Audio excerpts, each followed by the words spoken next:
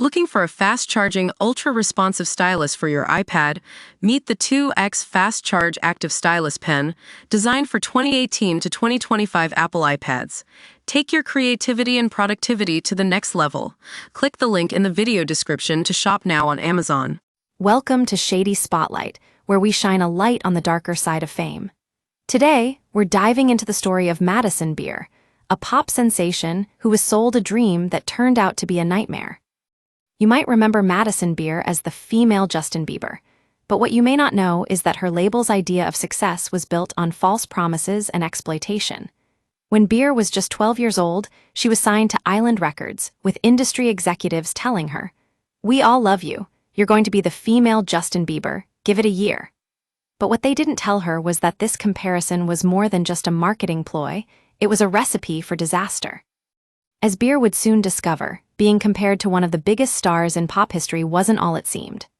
The pressure to replicate Justin's success was crushing, and when she couldn't deliver, she was dropped by her label, lawyer, and even her manager, Scooter Braun.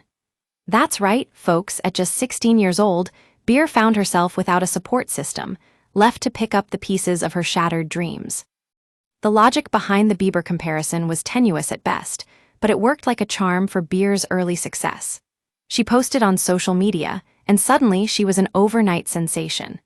But what they didn't tell her was that this would come at a cost, a loss of childhood, innocence, and even friendships. As Beer grew older, she began to realize that her label wasn't invested in her well-being. They were only interested in cashing in on their investment.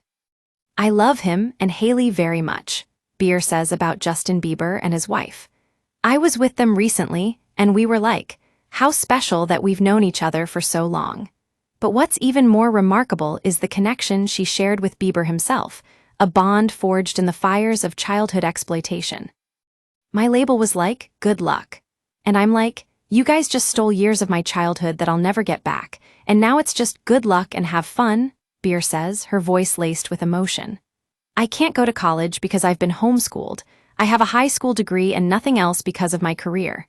My whole family uprooted and moved to Los Angeles with no connections. I have no friends. Are you guys kidding me?" It's a story that'll make your blood boil, folks, the exploitation of a young girl for the sake of fame and profit. But what's even more remarkable is Beer's resilience.